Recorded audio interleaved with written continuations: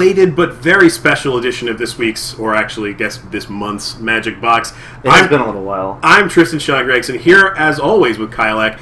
And if you're watching the video for this, or if you happen to be one of the lucky few that finds their way into the live side, this small box underneath me is also our special guest this evening, Kevy Metal. Kevy, who you may or may not know from the great podcast Heavy Meta. And man, that's a mouthful when you try to say it really fast. Yeah. If you follow me on Twitter, you're probably familiar with these guys' work. I consider them one of the strongest hearts in podcasting right now, one of the best voices in the community, and definitely check it out over on Mana Deprived. But I think I've set up this enough. Kevy, please introduce yourself to our audience at home. What is up? I'm Kevy Metal. We are the Rudy of podcasting, according to TSG. A lot of grit, you know. Self-described, really. I mean, a while back, there was a lot of talk, not to get too much on like politics and community, but when MTG Cast was kind of going through a lot of struggles, there was a lot of talk of like, who's the best in podcasting? Who's putting the best stuff out there in Magic content? And I really feel like people that aren't super connected to the game, people that aren't, literally in R&D or literally writing for MagicTheGathering.com, that Maddie Studios, Kevy Metal, and The Ferret are doing the best job out there of bringing the heart and soul of Magic to an all-new audience. So I love what you guys do. You've been gracious enough to have me on kind of the black ball of the Magic family these days. So we're lucky to have you this evening. And burgeoning cube enthusiast, as I understand it, would not you say? Yeah, I definitely am I'm starting to get into Cube. Of course, my introduction into Cube was the Booze Cube, which just played last night. My God. But, yeah, I just started getting into the idea of Cube. I am in a position where I don't, my local store doesn't really ever run drafts. They try to occasionally, but it's hard for them. There's so few players in town, it's hard for them to, even run, standard events. Aside from pre-releases and whatnot, or not standard but constructed events, and so getting them to fire a draft is a rare thing, and I like to be able to draft. I've got I draft on Moto, but I like to be able to draft, and I got into this Cube thing, and it kind of started off as just, well, I'm going to take all these good cards and all these rares that I just have sitting around as one-ofs that I need to do something with and throw them in a box and then start balancing it out. And, I think that's how most people start with Cube. Is just there's this pile of cards that I'm not currently playing in decks. Let's draft them. Yeah. I think for these us, are really good, but I'm not going to pay for 3 more of them to build a deck around. So I'm just going to sit this in my trade binder, sit this in a box, and I finally was like, you know what? I have a blast playing Booze Cube just because of what it is. But I played the Holiday Cube at one point. A bunch of us, Maddie and myself and the bunch of guys from the Heavy Meta SVU got on last time the Holiday Cube was up, and all jumped in and played a couple times and just had a blast with it. And that was some of the first interactions I had with some of these older, really powerful cards, and I was like, my God, this is fun. Yeah, when you open up a pack and it's just slammed full of just fun cards to play with. You don't even know where to start. You're just like, I don't know what to pick. And it's such a fun feeling. So I kind of wanted to get into doing that. And now I just need some guidance on it. Now it's interesting because you talk about, you're in a more secluded Magic community. You're in a more, smaller, tight-knit group. For you to get to a PTQ, for example, you probably have to drive quite a ways. Oh yeah, absolutely. We the area we're situated in. I live in the middle of the desert in California, so to get to anywhere, you got to drive 2-3 hours. It's about 3 hours down to LA. I went up to the GP in Oakland to go hang out with Marcel. My band played a month or 2 ago, whatever it was, and that's should be a 6-hour drive. I think it took us 9 because we got sidetracked. But go back and listen to the Heavy Meta archives. You'll hear the story. Yeah. The harrowing journey. Oh my God, the expensive journey. Now in a community like that, I think you're kind of given a gift. Now, Magic can be really expensive. Magic can be something that takes up all your free time and all your money.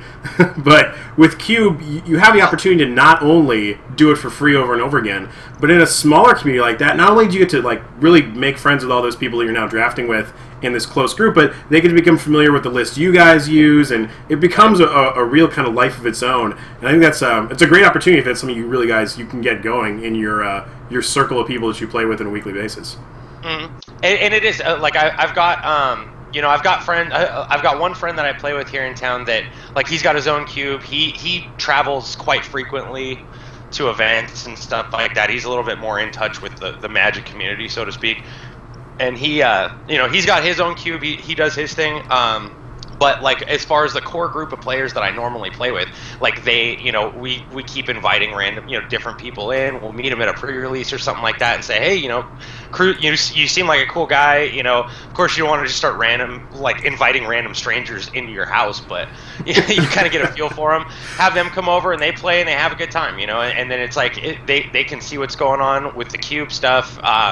Again, last night was Booze Cube, so it's a little bit different. But like the guy, I had never met him before.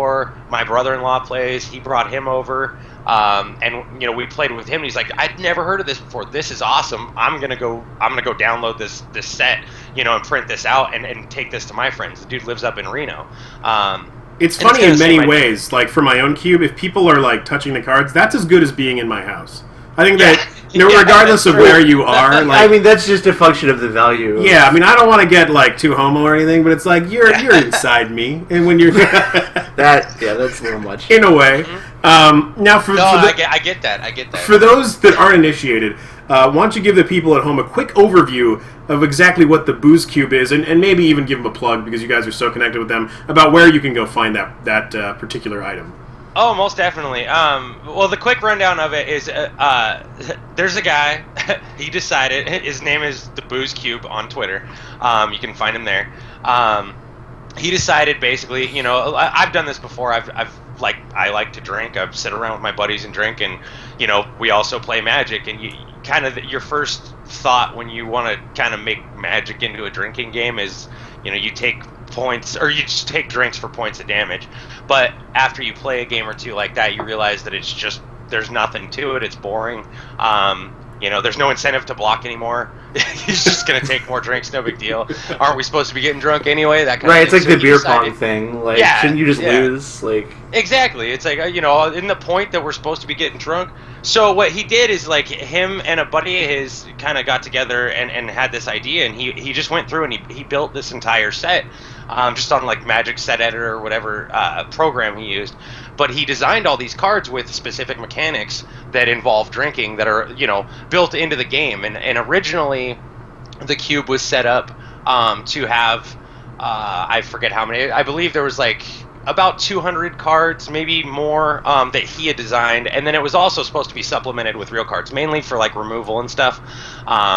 Because there was very little removal in his cards. Yeah, I think when I saw the initial list, because I remember seeing Booze Cube almost what feels like 2 years ago at this point. I remember seeing the site for it, a lot of the mock-ups for it. It looked really great, but I didn't really get the message that you like added other cards. So like just kind of like taking it in as a visual spoiler, I was like, man, I don't know how many games you're going to get through before you're just done. Yeah. Oh no, when we first played it, that was the problem. Like the first time I played the Booze Cube, it was that's exactly it. I printed out what was there and we ran it and ran with it and played it, and my god, like once something gets on the table, it doesn't ever leave, and the games were ridiculous.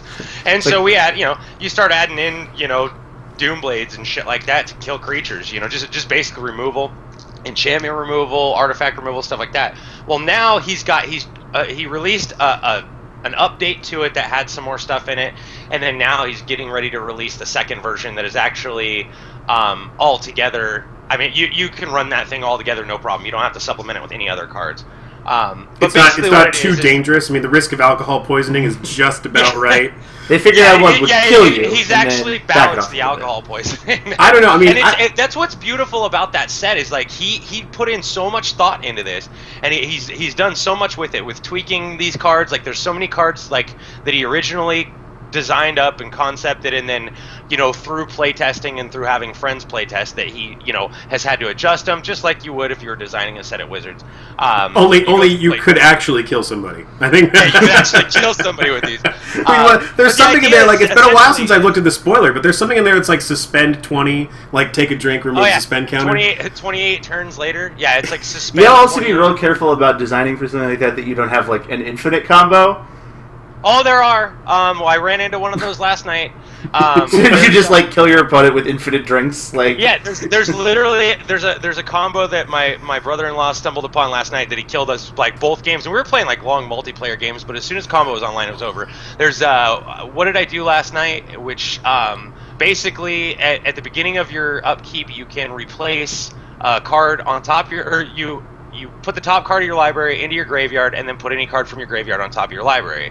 And then once he had got off this, I forget the name of the card. It's a black card. Basically, you just take an extra turn. And anybody can prevent that by taking a shot or chugging a beer. And so literally he's just throwing that back on top of his library, plays it, throws it out. One of us has to take a shot or drink a beer, or he gets to take an extra turn. Even if one of us does, he puts it back in his graveyard, does it again the next turn. The ultimate temporal extortion, as it were. Literal liver extortion. Yeah. It was we tried a couple times. I was like, I was looking at what I had going on. I was like, maybe I can get us out of this if we can just get through a couple turns. And we're playing like a 4-player multiplayer game. And after like each one of us had taken a shot to stop this, and then he just does it again. It's so disheartening that we finally were just like, no. It's really interesting. One of the problems too, though, would be like trying to strategize how to break that up becomes more and more difficult as the combo continues because everyone starts getting blurry. That's one of the things. Okay, with this set, black is basically the main rule for black is you drink for power. You can do some ridiculous things with black, but your liver is going to pay for it. Like it's bad. I'm so on the fence about it being like a really multiplayer-based format, because I think that Magic, the game, is really best when it's one-on-one, but I understand, like, social drinking at its best is not a one-on-one experience, unless it's you and one woman, or man, your preference. Right. So generally, it's kind of confusing to me to think about it being, like, multiplayer only, but I think I could get into the spirit of it if that was really the goal. I can't stand multiplayer, normally. I hate it. I hate it with everything I have. I don't know why, it's just... well, I do know why. It's because I normally am an aggro player, and every time I've tried to play like multiplayer formats, the games just go on for fucking ever, and I can't stand it. I basically I play my hand, I blow my load, and we're fucking 5 turns into it, and I'm like, well, I guess I'll just sit back here and top deck until one of you guys wins. Exactly, you're spectating, and that's not probably. And I hate that. But with Booze Cube, it works out. Like Daniel and I have played a lot of games, a lot of Booze Cube games. Just one-on-one. We'll draft it up. We'll like Winston draft it up, or Windsor draft, whatever you call it, and draft it up that way. And then we will just play one-on-one Booze Cube. And there are certain cards that when we do that we just run through and pull out. There are certain cards that have to be that are multiplayer centric. There's like a Thumb Master card. Everybody knows the whole Thumb Master rule kind of thing. It's an enchantment where at any point, or you can only do it once per turn, but at any point you put your thumb up, last person put their thumb up on the table, takes a drink and loses 1 life point. Things like that don't really work in 2-player games, right? So we'll pull those type of cards. It's like calling shotgun with you're the only passenger. Yeah. It's only like, when are you untapping? Let me know when you're untapping, because I'm just gonna do this. Yeah. Let me know and see which one of us can get our thumb to the table faster. Like it's terrible. And so there are certain cards like that you just take out for stuff like that. But it's fun playing it, one-on-one if you are, as much of an alcoholic as him and I are, because we're sitting around just drinking by ourselves playing this game. But so tell the people at home, Kevy, where can they find the Booze Cube? You can actually go to mtgbrodeals.com. mtgbrodeals.com. It's on there. All right. Are you familiar with casualplaneswalker.com? I just gotta ask. I am not. Okay, that is a real website. Check that out when you have a chance, because mtgbrodeals.com sounds just like casualplaneswalker.com. Casual Planeswalker sounds like a magic dating site or something. Exactly. There's all these things like we make jokes about, like, would it be funny if this was a website? And then you're like, it is a website. Yeah, this is actually a website. Yeah. No, actually, quick plug there for like Dr. Jeebus, my good friend. I've done some podcast work with him before too. That's his site. He always kind of had this vision of like just a community-oriented site. Your normal Magic content site, but kind of more like the whole Greek fraternity type feel to it. And he's put that forward. He did some stuff with he kind of got everybody together doing he set up a board on that on that site that basically he's got these different chapters in different areas. You know, you got the Mu Tau Gamma are the letters for it, the Greek letters for it, and then there's each chapter, and it's each chapter's president. You know, would we have one here in Ridgecrest, and it's my buddy is the president for it, and their information, their email and their Twitter information and whatnot is up on the site. So if you're somebody that's, in a new town that happens to, go to MTG Bro Deals, looking for some people to play with, it's like a reference for some. So is the bro and the deals part kind of like a social networking kind of thing? Because I gotta tell you, when you hear like bro deals, you think like a brother's gonna hook you up. It sounds like discounts for bros. Exactly. Where you're going with it? It's like it's bro deals, man. I'll hook you up. Don't even worry about it. It makes it sound like it's kind of like a social trading network. When it's I thought when he came up with this concept that like I was gonna get some shit out of it. Like I was all, we're pros, and you have all these because he also posts like collections that he buys. Mm-hmm. He doesn't have a store per se, but he'll list his collections that he buys and sells those off of there. And I'm like, so this is bro deals, right? Like I'm gonna get hooked up for these, right? Okay. But it hasn't happened yet. I haven't got hooked up. So you're telling me is it's somewhere between a business and a website? It's not just there are bro deals. It's a website it's a website business that is like meant to lull you into a sense of like your homie's gonna hook you up. Well, considering we've just given it 3 solid minutes of perpetual pushing, I think it's done its job for this week. Maybe now we'll get a bro deal. Jeebus, you owe all 3 of us some sort of... Yeah, now that we've hopefully adequately explained what a bro deal is.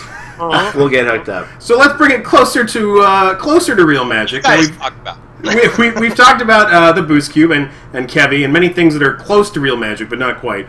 Let's go to a more of a show standard here. Let's check out a pick one, pack one for this week. As close to real magic as this as we're interested in playing anytime soon.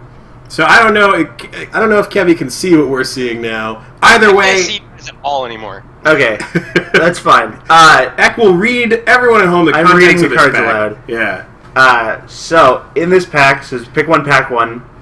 The cards are Mindslaver, Chandra Pyromaster, Dark Ritual, Hymn to Torak. Sorry, Hymn to Torak. So quick recap. This usually doesn't happen. Mindslaver, Chandra Pyromaster, Hymn to Torak. All right, pick it up. Liliana's Reaver, Inkwell Leviathan, Stormbind, Spellskite, Sun Titan, Skullcrack, Flooded Strand, Probe, Vampiric Tutor, Sundering Titan, Scalding Tarn, Gitu Slinger. All right. A lot of S's in this. Yeah. Coincidence. We already have one vote Sun Titan from the chat.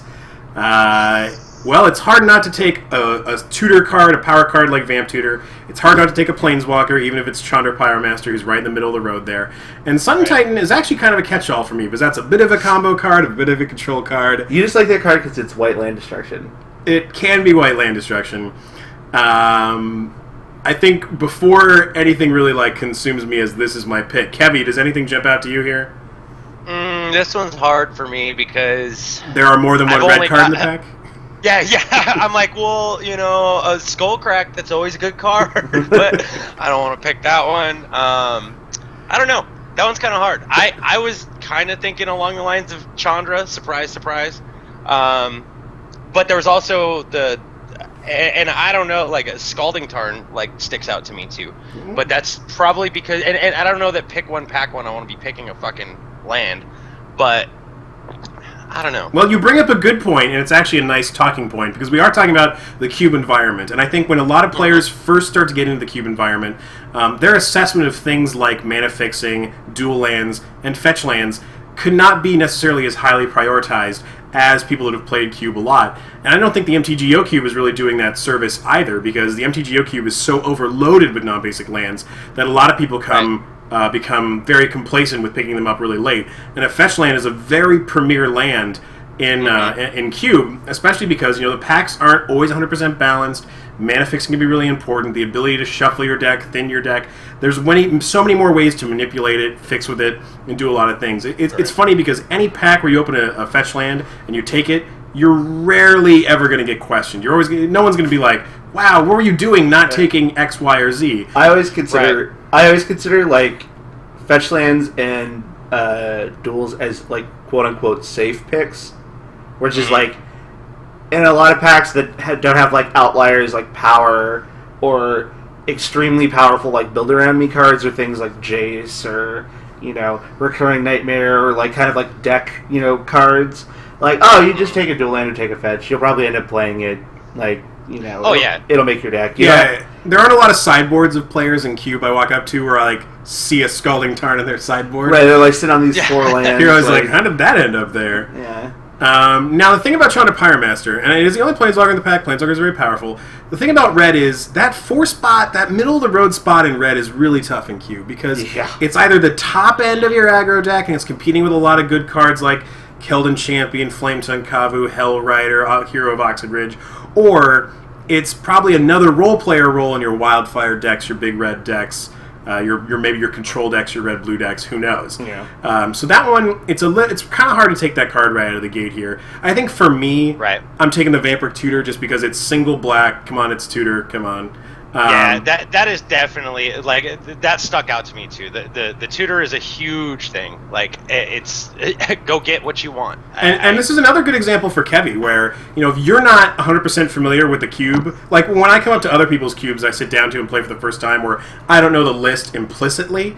I'll usually just take a card on raw power, and hey, maybe this is more of a combo centric cube. Maybe it has no combo elements. Regardless, Vampiric Tutor's still always going to get the best card in your deck. Yeah. Whatever you need, one card I do like out of this pack, I'm not sure if I would necessarily first pick it, but I think it's at least worth mentioning, is Spellskite. Oh, that guy is a house. Because Spellskite just, every time I see that card in play, it impresses me more. That is a Kevy beater, if I was to think. Yes. Like, can I say... And to make you feel better, it also kicked us right in the dick a couple weeks ago on a stream draft. That was so embarrassing. I'm going to chalk it up to a misclick that we didn't Vendilion click it to the bottom of our opponent's library. Like, Spellskite, he can keep that.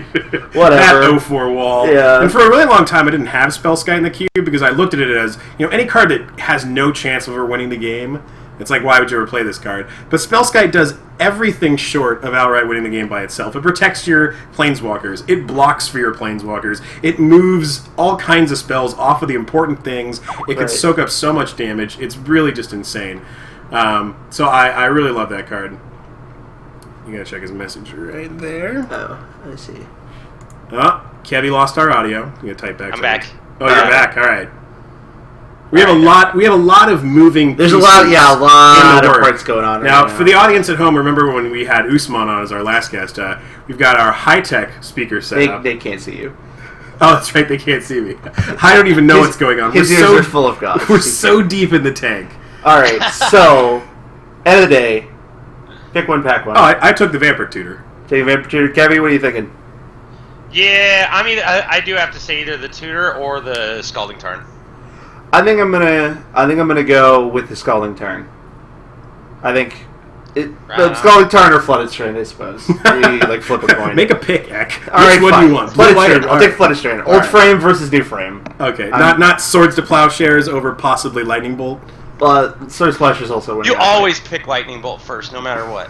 Lightning Bolt is absolutely a first pickable card. All right, so let's. That was entertaining. Yes. Let's move on to another scenario here. Now we have 4 cards into a draft, and we're getting past 11 cards. So now it's not so much about the initial, I'm looking at 15 brand new cards, but it's more about, how do we evaluate things during the draft. And I should evaluate this on the premise that I have 4 lightning bolts in my. Well, no, X's going to tell you exactly what cards you've already drafted. We know what we already. You have been possessed by a demon, and they have drafted 4 cards for you, and you wake up in the middle of this. I wake up in the middle of drafts all the time. All right, so it's perfect then. You'll be right at home. So far, our 4 cards are Elish Norn, Grand Cenobite, Wrath of God, Corpse Dance, Undead Gladiator. I like it. Sorry, just for the record. I really like this. We are now past the following cards. Capsize, Squirrel Nest, Indrik Stomphowler, Stone Rain, Mangara of Karandor, Enlightened Tutor, Parallax Wave, Mutilate, Tooth and Nail, Stromkirk Noble, Nihil Spellbomb. What do we like and why? Well, I think it's either got to be Enlightened Tutor or Parallax Wave for me. And that's because I feel like the cards we have are definitely leaning towards kind of a white control deck with hopefully some card advantage out of the black with the compulsion effect of Undead Gladiator plus the overall power of a card like Corpse Dance. Well, the two biggest cards we're looking for in this deck, I think, at this point are the Moat and the Abyss.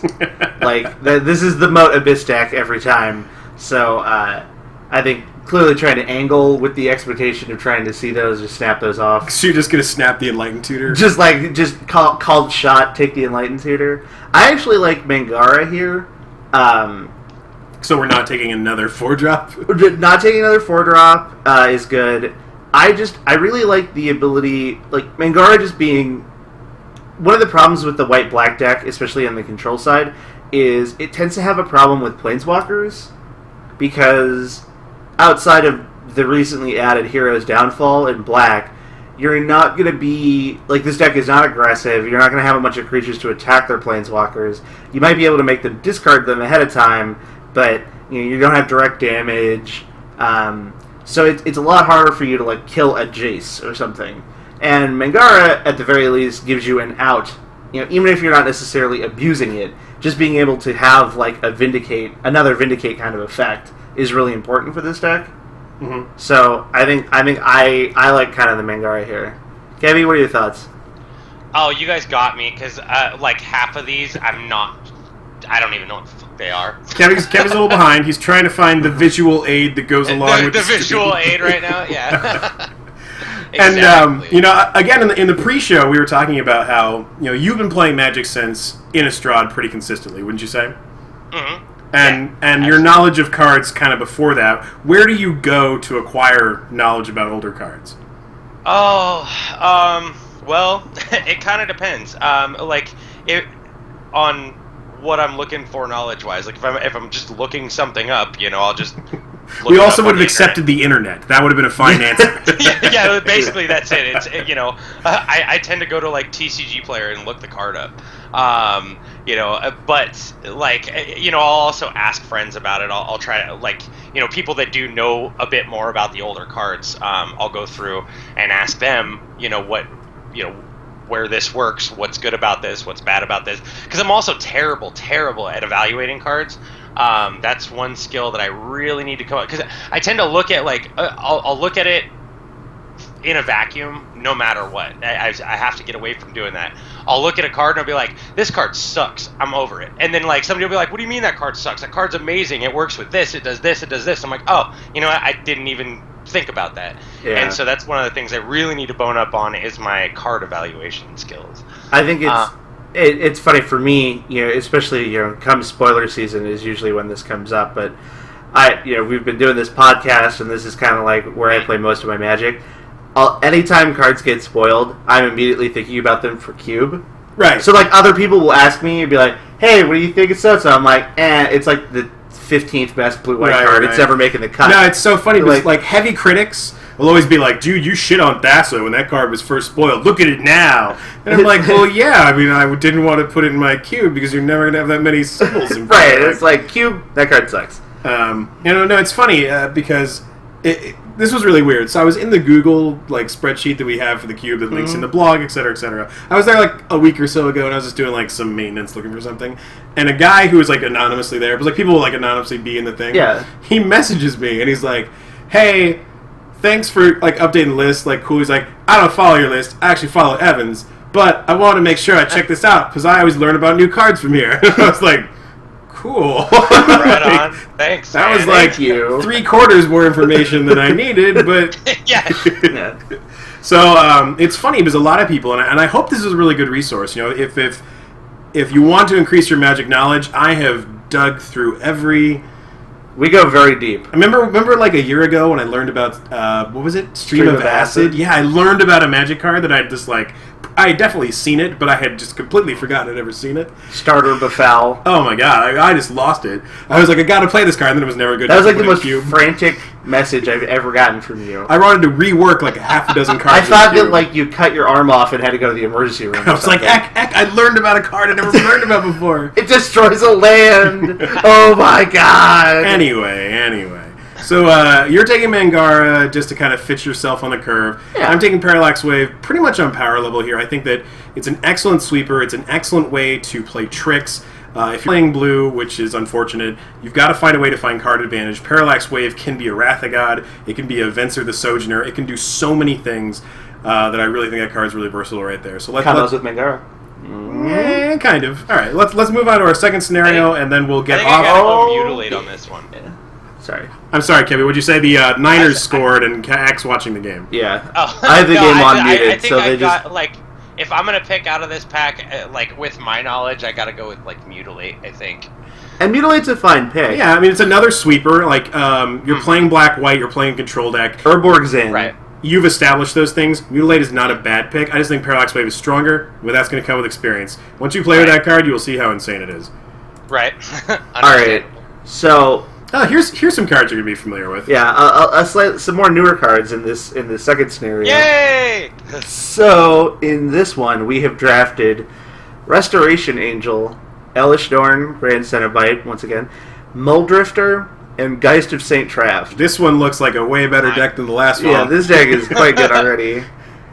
So we are past Wall of Roots, Exclude, Survival of the Fittest, Moloku the Clouded Mirror, Nicol Bolas Planeswalker, Reckless Waif, Urborg Tomb of Yawgmoth, Desecration Demon, Reassembling Skeleton, Duplicate Living Death. Okay, so ideally we want to play like a blue-white Momentary Blink deck. Maybe we're going to play some hot tempo action with that Geist of St. Traft, and a little less control with that Elish Norn, we don't know. Moloku kind of seems like it slots into that plan pretty perfectly. Moloku feels super greedy. How is Moloku greedy? Because you're like, I don't know. On 3, you're going to go Muldrifter or Geist. You're going to lay a fat threat, or you're going to like cast Council of the Sword Tommy. You're going to have sweet blowout tricks with Restoration Angel, and then your Moloku tokens are going to like Alpha Strike as 3/3s once you cast your Elish Norn. Right. Game over. In the Magical Christmas Land, all of your spells resolve and none of them leave the table. In the land of awesome. Yeah. I only needed the last two to win the I game. think I have to take Exclude on this one. Okay, alright. I like Exclude here. And If it makes Kevy feel better, Eck and the chat agrees with you. So Yeah. you are learning to play blue, sir. I'm learning how to play blue. I'm never going to need this I skill, think it's also a matter of preference.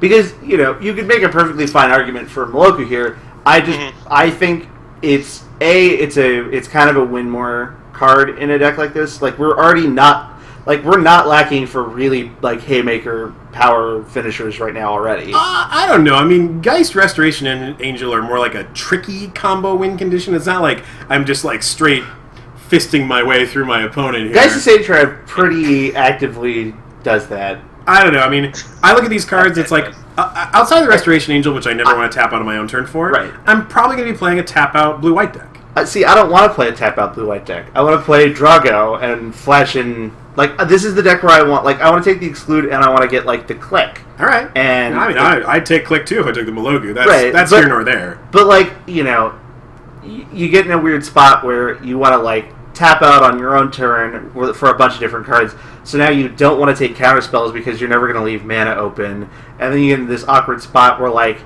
or conversely, I need to leave a counter spell open because I'm worried my opponent's going to do something. Oh, but now I can't develop my board because I've got all these 5-mana creatures and stuff like that. I'm confused. Are you making more of a case to take Moloku? Because that's what it sounds like you're doing.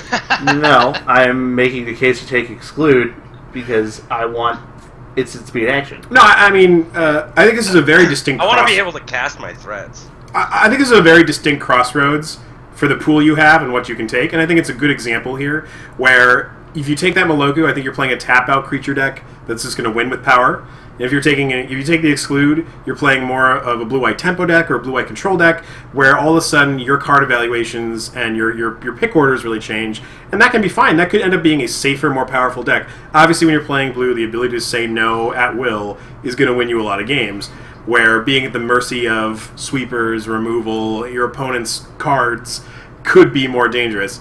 I think the power level of Moloku and the potential of those cards. Another thing we just never even touched on was Duplicant. At 6 mana, is that just too much in this particular scenario? I feel like, especially if you're already playing white, you really don't need like the unconditional removal the Duplicant provides. Like, you already have access to Journey to Nowhere, Oblivion Ring, Swords to Plowshares, Path to Exile, even things like Condemn.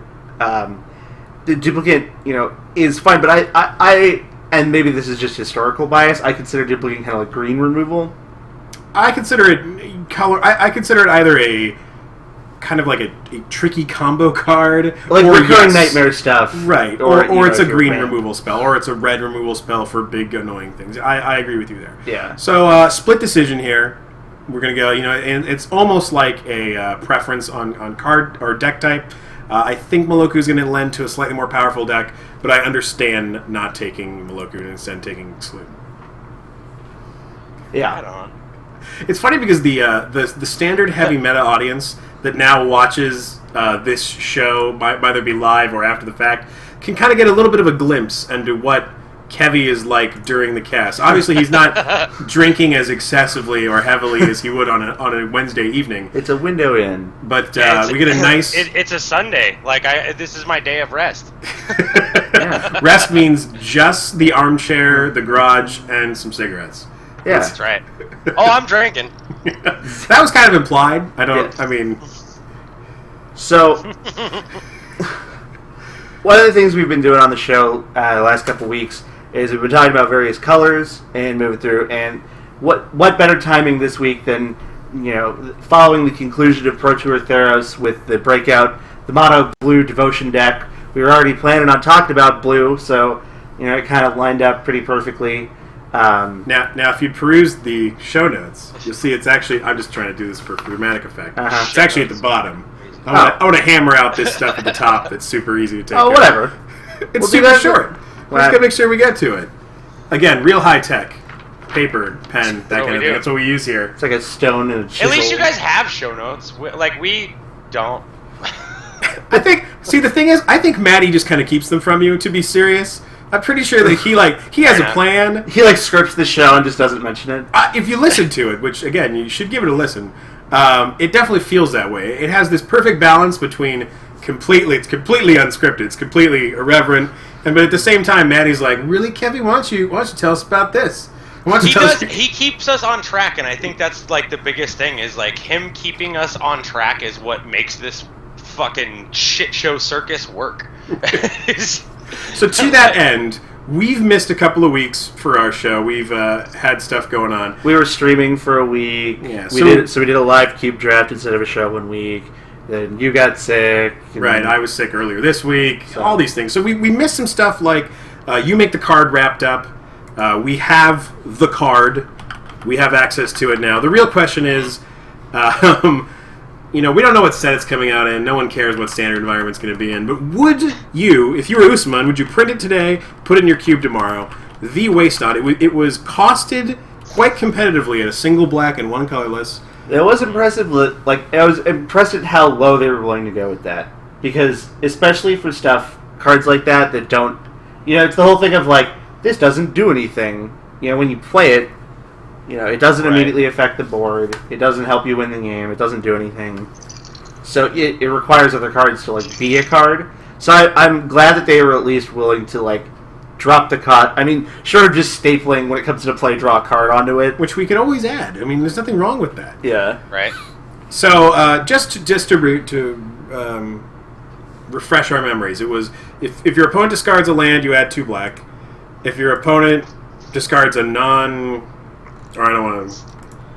How about we look at it? Yes, that is also helpful. There you go. But just us, no one else.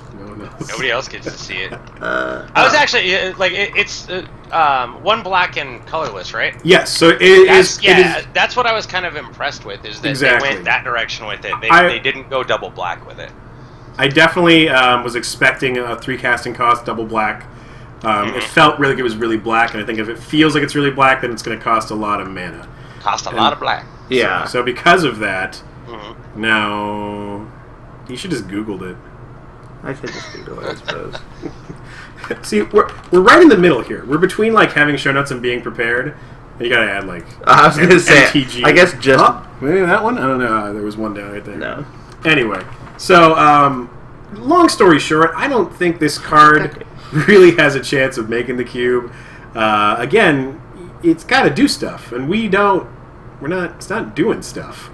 So It's not doing stuff. especially Yeah. the add mana part, like what kind of weird combo do you have to like implore where you're gonna like go off if your opponent has a handful of land? Right, like you get them to Yeah, pitch no their shit. lands, and then you like storm out with tendrils. Like or step one, cast head games targeting your opponent. something. Right. Stack like, their hand. then make them discard it. Right. So it's Then do something. whenever really your opponent cool. discards a creature card, you get a 2/2 black zombie creature token, and whenever they discard a non-creature, non-land, you draw a card. Yeah. I don't know. It feels like this fits into some sort of like Duels of the Planeswalkers Liliana discard deck. There's your future. Kevy called it. Yeah. Duels of the Planeswalkers 2016. There's going to be a Waste Not theme deck. Yeah. I'm only I Oh, can dude, see I that. was there when I first started getting into like really getting further into playing Magic. Like I started playing the Duels of the Planeswalkers, not this most recent one, but I did the one before that. And there was this like Liliana fucking like discard centric deck, and I went out and I got me some foil Liliana's Caresses, and went out and I was just like, yeah, this is gonna be the greatest deck. Oh wait.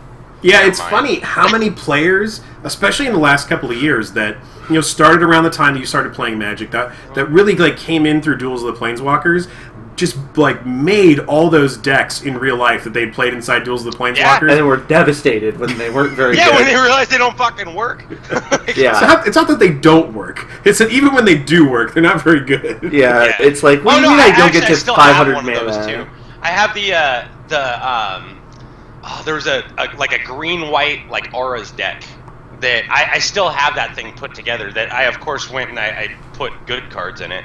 See, I think but it's the still one of my- interesting thing is somewhere down the road, if you were to like list an eBay auction or like just post on Kevy Meta's Twitter that you were going to sell like the collection of Duels 2012 Duels of the decks like all made that you could like play with your friends, someone out there would want that stuff. Oh, yeah. You know, there's like Maddie, my co-host, did something similar to that, like for himself. Like when like the Return to Ravnica block came out, he started building like guild themed decks, like pre-made, like basically pre-con guild decks. Yeah. Each guild, and then he put them all in a big, those holiday boxes they have. Put them all in a fucking holiday box like that, and then when he has friends come over that don't have all their own cards, they don't have all the, all this stuff. He just has these pre-made, fairly balanced little decks that he can, get out and you can all sit around and play, almost like you'd like one of those tabletop games. It's like an all-inclusive type game. Yeah, there's a guy on Reddit who did that with EDH decks. Oh, like took a general from each guild. Right. Well, it was like one of, I forget which, it was like one of the like legends from Ravnica Block or Return of Ravnica Block, and then like each guild had Guild their leader? yeah, guild leaders or whatever. Oh, right. And then made all 10 and like carried around 10 EDH decks, so like people want to play. They just... That seems like a big pain in the ass to carry around. Meh, you'd be surprised. We're used to carrying around huge pain in the ass boxes at this point. It's So. true. I was gonna say loads. Yeah, you guys are fucking cube lovers. I understand. Yeah. It's funny because you guys are both beating around the bush of the new Day 9 TV show on Geek and Sundry, where Day 9, he plays Magic against some random person you've never heard of, and Gavin Verhey from R&D made a bunch of guild decks that they then spin the wheel of Magic. I know, I watched the first episode. Yeah, of that. it's not spectacular. I mean, the production value is spectacular. I want to hire those people and then do fun stuff. All about production value. Yeah, the production value is super high. Everything else, nah. And then they sit there and like a guy that can like act to the camera force feeds magic to a person, and then they play subpar decks. Yeah, like, they play like bad. They're like bad starter decks, like you would used to get on like Moto when you made an account. Right. And then like, oh no, it's just Day 9's like super excited. And they like keep cutting to like the backstage talk. It's like I was worried my opponent had a flyer, so I didn't do this. Well, it's like, really weird. Like the show's like batting about 200. Like it kind of like It's right at the Mendoza line. It gets on base, but it just it's doesn't like know what most to do. reality TV these days, like where its production value is huge because they've just done all their fucking. They've got a great camera crew that does all this cool shit, Yeah. but the content is just fucking. There's nothing there. And no knock to Day 9. I mean, the guy's an entertainer. He does a really good job. It's just, I think what would really help people... It's not for... It's for people who have never really played Magic before. And they've just keep pumping the same... Like, so far, and from what I can tell from the production, they just do that over and over again. Yeah, it's every episode is like, here's the introduction to Magic. It needs to progress. Like, if I was to show this to people who are just getting into the game, it'd be like, here's a deck builder's toolkit. Now let's watch an episode on how you build a deck. Like, that could be interesting. That could be useful. But like, they're just dueling. Right. Like, they don't go to the other It's parts like, oh, he might draw Singer Vampire. Oh, this might be exciting. Yeah. So you make the card. We didn't make it. It's not really for us. It could have been a lot worse. But it could have cost, like, I saw this card costing like $4. Right. I mean, that's really trying to get us at the end. It was like, hey, order now and get 2. You just pay separate shipping and handling. Yeah, we're cutting the price in half. Exactly. Order the next 10 minutes. And you can really tell because the initial voting for the You Make the Card started around 90,000 people, and by the tail end of it, you were down to about 20,000 people voting. No, Dr. I mean... Cheapest and 3 of his friends. Yeah, it was kind of like, all right, let's just, let's just push it off to the side. Let's kind of forget it happened. So that we have it. So that was a new card for us to talk about. We've also got the first smatterings of Commander previews, mostly including Shard Generals, which I got to tell you, for the most part... That's the only things they've spoiled so far, right? Right. So those 5 cards, for those that aren't familiar, are a little too EDH-centric and not enough, like... Too many of them refer to the command zone for them. Or, like... Yeah, that's what... They're, like, really, like... adding that element in where they're referring to the command zone with these cards. They're like very explicitly for Commander. Right. So I don't think any of those particular cards are going to be really big hits this time around of the 5 that we've seen so far. Although if they had not errated the Naya guy, there could have been some chance to do some cool stuff. Oh, because you just go infinite.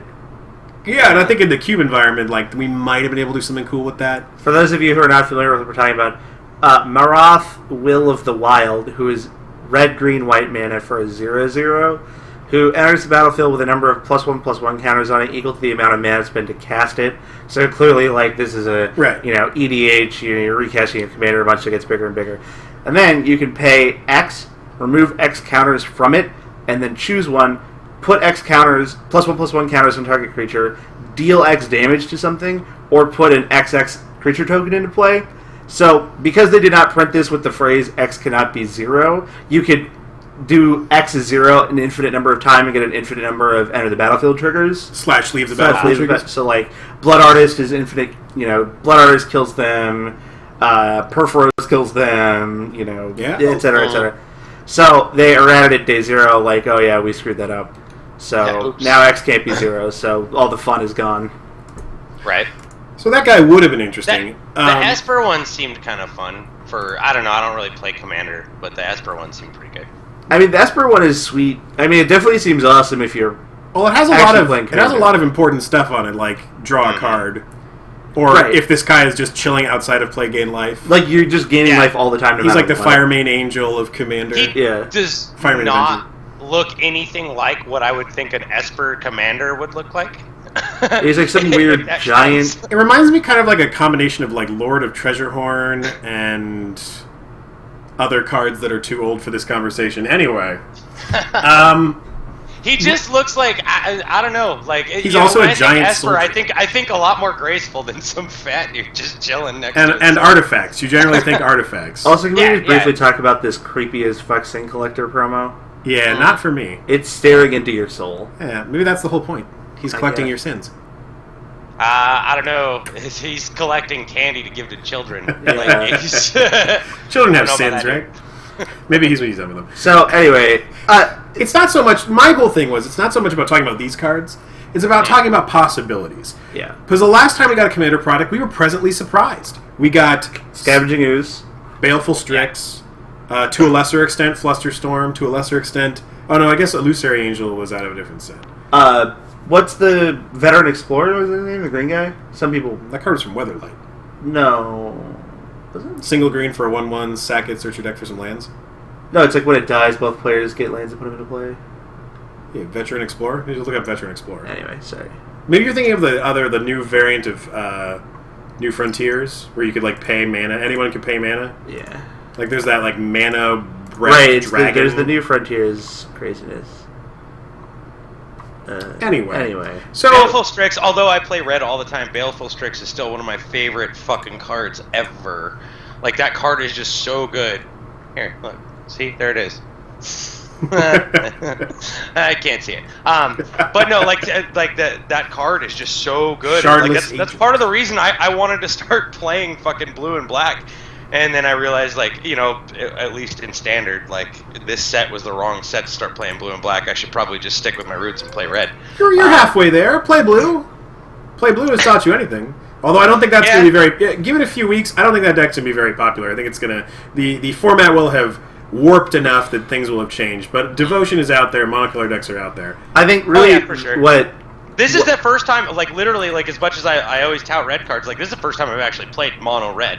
Like, I've never felt mono red being that strong. It always has to have another color with it, at least splashing. But, you know, this mono red deck that's been, like, the standard version of the mono red deck I'm playing right now is slightly different than the basic fucking red deck wins. I don't like that stupid Fire Drinker Satyr. Not into it. Played a little bit different. What's your problem with him, Kevy? Two ones for one, they're good? He's just not... I don't know. Something about him just bugs me. Like, he just seems clunky and awkward. Like, you take damage for the guy being out. He's like Jackal Pup, yeah. Not a fan of it. Right. I like the list I'm running is really similar, but I'm running the Frostburn Weirds main, and I'm running Legion Loyalist, and not that Fire Fist Striker. I will give your show credit. You guys were on top of Frostburn Weirds before the world knew about it. Yeah, you guys should have stocked up on those. Yeah, those cards went from 2 to 4 cents because you guys were on top of that stuff. You guys could have made tens of dollars. Tens and tens of dollars, depending on how many we bought. We got cards of that caliber in the previous one, so hopes are still high. I mean, there's a lot of talk that maybe Wasteland will be printed in this thing. I've been touting that too, and my co-hosts don't seem to agree. I've heard lots of shit about Wasteland being reprinted, and this is the type of set you reprint shit, because they don't want to put something like Wasteland in standard. You know, like, they're not going to do it, but they want to reprint it, so this is where you reprint it, because they didn't do it in From the Vault Lands. You know, this is an opportune time for them to do it, where it's not going to be legal in constructed formats. Yeah. But you can reprint the card, and that's what I'm really interested to see. Like you guys were saying a minute ago, is what kind of new toys we get from this Commander set. There's usually thinking outside of Commander. And I think Wasteland is a bit of wishful thinking, because Commander is all about the friendlies. It's not about the like let's get them with some of the hardest LD ever printed. But I think that the bar is set in a way, and I'm talking with Aaron Forsyth, he was very excited by the response that the player base overall had for the Commander product, not just from its target audience, but from more competitive players who were picking up the cards we mentioned and finding ways to play them in the older formats. And I think that really had opened a door for R&D at that time to be like, we can not only print giant attack everyone Hydra, but we can also print cards like Baleful Strix in the same product and have it be really well received. So my fingers are still crossed. This is going to be a great release. The only thing that's awkward... Wait, was Baleful Strix, was that in a Commander deck, or was that just in the Plane Chase decks? Maybe that wasn't a Plane Chase deck. I know it was in the Plane Chase deck. It was that Bella the Nightclad. That's where you're it got right. Dang it. But still, it's the same idea. It's their like outside of constructed type. My only issue with cards like Baleful Strix and printing like that is it's this weird spot where you want the cards to be good and you want them to see play, but as soon as the cards become good or become ubiquitous, they shoot up in price to a ridiculous degree. Like Baleful Strixes are what, $20 bill, $30 bill? Yeah, but they saw that with Scavenging Ooze, right? Yeah, I mean, because they reprint Scavenging Ooze and they put it in standard. But you could put like, especially because the thing I love about like card like Baleful Strix is uncommon, is that there's multiple of occurrences of it in the same box set. Yeah. It's not like, there was a rare sheet at one point. Anyway, like that could be like the Theros holiday box promo card. You know what would sell a bunch of those things? Yeah. If it was a foil Baleful Strix. Right. Who would be mad about that? It'd be funny if you like bought a box of and, M15. buy and then resell. Oh yeah, Commander product for the first 6 months that it was on the market was a spectacular investment, and it was a product that was supposed to be print to order, but demand for it was so high it didn't even function like print to order. It was actually out of stock, but it was never meant to be out of stock, and that's one of the other reasons I love that product. Is it's not going to be a Commander's Arsenal debacle. It should be something that everyone can get their hands on, and only time is really going to make those cards worth more value. Enough scavenging oozes were printed before M14 that they should have found their way into Commander players' hands. But all these other casual offshoots that wouldn't normally want legacy playable cards had their hands on them from a printing in the last 2 years. So it really kind of messed with the whole market. Yeah. So moving on. That's something I see. It's kind of weird. On that note, that's something I see. It's kind of weird. With my community, we talked about earlier. It's my LGS sells everything at MSRP. They're not really in touch with what's going on. I bought my Modern Masters box for $160. And they knew they were going to sell. And it's the same thing with products like this. I see people talking about or even the Commander decks where you and the Plane Chase decks where you could get the Baleful Strix in them, and you look them up online and you see how fucking expensive they are because of what's in them. Where my store just sells them at MSRP, and that's that. And the problem therein is I see it happening. When they release this Commander product, if there's something like that in them. That is, say they reprint Wasteland, something like that. Those are going to be gone from my store instantly. Everybody's going to come pick them up because they know they can get them at. It's a lot like the back in the old days, the Betrayers of Kamigawa Precon Rats deck that had the Jite in it. You should tell Kevy and everyone at home who doesn't know exactly what that was. So it was always Jite, obviously, very powerful, and it was kind of it took about a week or two for people to figure that one out. But then it instantly went up to a $25 card, and everybody needed 4 of them. It was an artifact. That block season was miserable. But every deck played it, including the Control X, because it was too good. And it was the only way for a lot of decks to destroy enemy Jites, because of the old Legend rule. Right. And it was in one of the precons. Back when they did the 4 precons, you would get one in the black, it was a Rats deck. One of the rares was an Umezawa's Jite. So as you drove across the land and stopped at any small game store and walked in and looked for they would either be out or that precon would be $35. Whereas the rest were 10. They were all gone. Let's be fair. Every time you'd walk in, they were just gone. You'd walk in, and the owners would be like, "I have lots of the precons from that particular set. You don't want any?" Yeah. Okay, let me look real fast. No, I don't want any. Thanks. No, thanks, I don't want any of these. Thanks. Yeah. So Wizards has learned that lesson. You'll see a good example of that is the event decks. That was a product that has been changed directly based on player response, and I'd like to think that I had a little bit of help in that one. I remember talking to Mark Purvis, the brand manager, and really kind of turning the knife on him, being like, "Dude, when you go to F&M, there aren't 4 Rays in your deck. There's a lot more than that.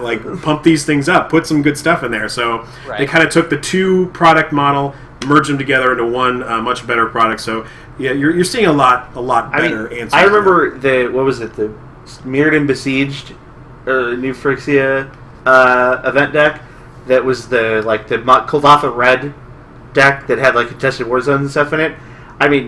Remember it had a Goblin Guide. Yeah, remember when Lewis bought that and then added 10 cards to it and won a modern PTQ? He didn't win it. He top aided. Really top aided. It's still impressive. It was a live one. It was 120 people. Yeah. It was still very impressive. Just get your facts right. It was a while ago. Oh, this is weird. People get their facts right on a podcast. We don't do that until the comments show up. Yeah. So, we usually, after the set comes out, whatever the set is, we usually do a little bit of a cube retrospective. We spend so much time in the tank when spoilers coming out, talking about where things fit in, making some choices. I know on Dragon's Maze we definitely revisited some topics and some cards. Some narrow misses, I really feel like. Like we dodged Deathbridge Chant. I started to second guess myself the first couple of weeks of play afterwards. I did not second guess myself. But I think we stuck with the tried and true path on that one, and it worked out. Meanwhile, Voice of Resurgence was always like, no, it's just a different type of Gaddock Teeg. I don't want to break that mold. We've got Gaddock Teeg. You were the only one saying that. I stayed staunch on that one for a long time. Eventually, I collapsed on that. So coming back and looking at Theros, we've got it in our hands. We've played with it a little bit now. What do you really like from it? What do you think was way overrated? Maybe that we rated wrong out of the tank? Any strong feelings? The first in the Mistake Edition / now rectified is Underworld Cerberus. Edition. Oh yeah, I guess this is my this is my Scion of the Vitugazi of this set. Yeah, so originally we put in. So I get the initial list of like, here's what we're gonna change, because like we'll talk back and forth about what we're gonna change in the cube, and then he'll send me a list like, here's the first draft of the changes, and then we'll go. And so one of them on there was like Sarkin the Mad coming out for Underworld Cerberus, and I was like, okay, I mean, we talked about that a little bit, but like, I'm impressed, but I mean, it's kind of different. I feel like I had a really solid argument. He was like, this card is awesome. It's a mini Phyrexian Colossus. It can't be blocked by fewer than 3 guys. It locks down the graveyards. It's 6/6 for 5, and it's even a combo card. You can build around it. Boom, living death. So the problem was that TSG was evaluating this card on the presumption that when it died, everything from the graveyards came back into play, not into the owner's hands. Yeah. So he was like, all right, I'll sack it. I'm like, all right, pick some stuff up. And he's like, what are you doing? Why'd you put him in play? It's like, that's not how that card works. And he's like, oh, never mind. All right, let's take that out. That was a pretty embarrassing moment. Yeah. Dude, that happens to me all the time. Yeah. So that, I think, is the big flub, so to speak. It wasn't even an RTFC thing for me. It was that we spent like a good 3 weeks talking about it, doing a show that included talking about it. It never brought it up in the specifics. Saying the things I'm saying 30 seconds ago to other people. No one stopping me in the street and being like, hey, by the way, buddy, that doesn't work the way you think it works. Yeah. Until it's literally in play. Yeah. That was a surprising punt. The Rakdos section, still very deep in Cube. I think there's a lot of other choices we can make there that are going to work out really well, but that was one that was a definite miss. That is like the old Scion of the Vitugazi, only populates when you cast it from your hand. Yeah. So, yes, I will give you that one. Any other big bricks you felt like? Big bricks? No, I mean, admittedly, I haven't seen all the cards in play yet, but Heroes did a lot of cards were either strict upgrades or, kind of reprint equivalents. Like Heroes Downfall, obviously good. Don't need to really see that one in action. Lightning Strike, obviously fine. Firebreaker Saturn, we already played that card. It's called Jackal-Pup. It's fine. Right. I haven't gotten really a lot of chance to play with like the really interesting cards, so to speak, yet. I don't think anything has really stuck out in me as being like really, really misevaluated, other than that one card. As far as things that we did include, but what I have found is there's been a lot of talk, a lot of vocal discourse about not including any of the god weapons, because we were in the camp where eventually, and I'm still on the fence about this, we did not include hammer, spear. I was pretty vocal even about bow. Man, if Zach was here, our good friend Zach Preston, who's guested a couple of times on the show, he would not shut up about that card. It does last so week. many things. He says it does everything. And if he was here, he'd give you a nice long speech about how his soliloquy. It's like Dragon Blood meets Clearwater Goblet meets all your guys attacking have Death Touch, which is somehow really relevant. Plus, I don't even know what. I mean, he is a huge fan of Bow and Ilea. I was very vocal about getting Hammer in because I like that effect for the red decks, having the ability to like play a long game and have a hard to deal with threat. But like, Spear. We already are not playing Glorious Anthem, So it's not like we can make like an easy upgrade of like this is a strictly better. And the 3 mana to destroy a guy that damages you doesn't strike me as something that's super relevant and or a thing you're going to want to pay for. I mean, it plays both sides, which is what I really like about Spear, and I think that we've gone a long way to really push the green-white token strategies, especially the mono-white token strategies, and I feel that Spear not only adds to that strategy, but also gives a bit of an incentive to, kind of like that 4-card scenario we were looking at earlier with the Restoration Angel, the Maloku, the Geist of Saint Traft. Mm-hmm. That's the Spear could go into that deck and probably be pretty good. I put Spear in my cube just because I opened one. There you go. That is an excellent way to start. Yeah. I don't knock that. I was like, you know what? Fuck it. Why not? I'm not going to use this for anything else. I think that the Bident doesn't really mesh into what our blue section looks like. God, the last thing the blue mage wants to do in cube is make your opponent attack them. Yeah. Like, you're like hoping your opponent finds a reason not to attack you. Right. It's... And I mean, I could see if you had like a setup where you have much more of like the blue aggro deck, or like a bunch of walls of frost or something. Yeah, I mean, like but for the most part, I think that Biden's not really providing an effect that blue wants. The whip seems just very slow. I mean, it's certainly. I would argue it's probably the most powerful of the weapons. Now I can't remember. Is whip the top creature card of the graveyard or target creature? It's target creature, but it's sorcery. So it's very similar to Corpse Dance. It's just like it's not as good. Right. It's like a strictly worse. Well, you get to target, so it's not as narrow as Corpse Dance, but it's sorcery speed only. Right. Well, we covered it pretty clearly on the show, and it was really a question of like, does the 4-mana enchantment of black that your guys all gain lifelink, is that a good enough starting off point? And I'm still kind of on the fence about that because there are so many aggressively costed guys in black that kind of like still keep stop punching yourself kind of scenarios. There's the wretched aneurysm. Stop hitting yourself. Yeah, the blind creepers doesn't so much hurt you. But there's a lot of those effects in black, so I could see cubes playing those cards. But I think when we revisit Theros with the next set release, the weapons will be the top cards on the list to weapons and gods, probably. I guess, yeah. I mean, I gotta tell you, I drafted aggro red last week in the league, and that Perforos stayed right in my sideboard. Really? Man, I wish I had a fucking league in my town. You could start one, Kevy. Yeah. We can help you. All the documentation is on our website. You can start the league. How many people like when you go and you cube right now? How many people cube with you? I don't go and cube anywhere. I have my 3 friends, if that, come over, and they come over and like, hey, you guys want a cube?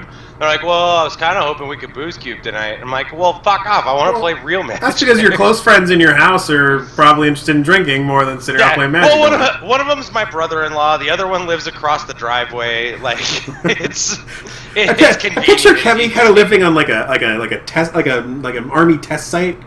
He's so far away from everything. It's like him and like 5 people, and then just like desert. Right. There's like 100 miles of desert in every direction. I'm not kidding. Like, go on Google Maps and look for Ridgecrest, California. It's terrible. It's this big. So, when you go out to Friday Night Magic, you still some people show up, right? No, literally the last time it's hard for me to go to Friday Night Magic. Okay, all right. I've got plenty of other shit going on, but I do get to go. Every couple weeks I'll show up, and then I get, hey guys, what's going on? There's like 8 to 10 people sitting in the back, and we're like, so we're gonna fire this thing or not? And they're like, well, I'm not playing. Oh, I'm not playing. Oh, I'm not playing. So we're like, literally, there's like 10 people there, and that's more than enough, man. No, there's 6 people that are willing to play. That is enough. and no, but they won't sanction it unless there is 8. And so I'm just all seriously, like, I'm gonna start resorting to physical violence. All right, well that might not encourage a lot of gamers to come back. Just FYI, you're not at the paintball arena throwing down. Come to my game store. You came into the game store and then threatened physical violence. That's usually when the patrons call their mothers. Yeah. Come to this game store. Get punched in the face, baby. No, it sucks though, because we get to this point where it's like, I'll take my time to fucking get make arrangements, get down there. Like, I just got off work, gotta come home, shower real quick, and then get down to the game store, and there's a bunch of little fucking idiots trading that like are hanging out in the store, and they don't even want to play Magic. and it's like, okay, hey guys, we got 6 people that are signed up. We're ready to play. I will pay the fucking $5 to get you into the fucking tournament if I have to. And they're just like, well, no. And usually that's the biggest hurdle. Oh my god! Oh my gosh! With Magic as soon as players, you add an entry fee to stuff, Magic players, man, they're like allergic. I mean, all I gotta do is offer them to be terrible. like, dude, I'll pick up your In-N-Out burger if you just play in this draft. I don't think I've ever heard anyone say no. Yeah. Even in Hippieville or where Eck lives. Start small. I mean, I think that the best way to do it is the next time you're there, talk to whoever's there. Dude, even like leave something on the bulletin board for gamers and be like, hey, I've got a cube. I want a cube more. You can show up and play for free. It doesn't cost you anything. I might even talk about it on my sweet podcast. Let's just show up once a month. Let's start small, like whatever the day, week it is, it's best for you. Maybe it's not Friday night. Friday night's probably not even good. If all those players are coming there for Friday Night Magic, set up a different day of the week where it's like, dude, Thursdays is like Community College Friday. Maybe a lot of those players, like, that's the day that's good for them to come out and play Magic. Yeah. Whatever it is, like, as soon as you get the ball rolling on that, and as soon as people feel like they're comfortable cube drafting and whatever the environment is, they want to do it more. I think that the learning curve feels too high, like the cliff is so steep that people just don't want to like dive in and just do it. We've had so many players who, like, we'll be cubing at the store, and there'll be a couple people who are just railbirding, and they'll ask questions or like, oh, is that like a real Mox Jet? And I'm like, yes, it's real. Oh man, so all these are just cards from everywhere, and it's like, yeah. So you say no, it's not real, and then like rub your little hands off of it, and then like eventually like it's like, oh, do you want to draft? Oh, I don't know, I don't know. That seems way too hard for me. Seems really hard. Blah blah. It's like, well, it's no big deal. You want to play. So then like after like a week or two, they finally like, okay, I think I'm gonna try it. I'll play. And then they have like they draft the first time, and they draft like a shitty Naya deck, or it's they draft usually like a shitty 5 Jund minutes deck. of reading each pack. Like, what's this do? This shit that I would This draft. text is so tiny on this card. Kevin, you'd be good. You'd just draft the mountains and the red cards. Like, there's no way you could go. There's no way you could go 0-3. You definitely went around with that deck. Yeah. But then, like, after their initial week of, like, usually 0-3ing and, like, they come back. They're like, oh, well, it was really fun, and now I know what's going on, so I'll do better. And a lot of it is, like, consistency, because they know that you want to do it, and you're going to be there, and you make friends this way, for better or for worse, and maybe people you're not going to hang out with. It's bad enough that, like, and I'm looking at the chat here, Kraken Jack Rob, that's a friend of mine, lives up in Northern California now. And he knows, he's been here. This fucking scene is horrible. And so it almost feels like it would be less of an investment in time and money to pick up my family and move somewhere else. Just find a good Magic scene and then relocate to find the a family. good Magic scene, which is going to be great explaining to my fiance, like, these are the main reasons we're moving to X town. I'm just envisioning like a Grapes of Wrath thing, like it's the Dust Bowl of Magic. I might be able to get a job there. I mean, who knows? But there's a Magic scene there. And There's we're gonna move Infinims to up this- there. I wish just drop Kevy's demo at the Catalyst. I wonder if we can get like a weekly gig. Yeah, pretty much. Okay, what are we talking about now?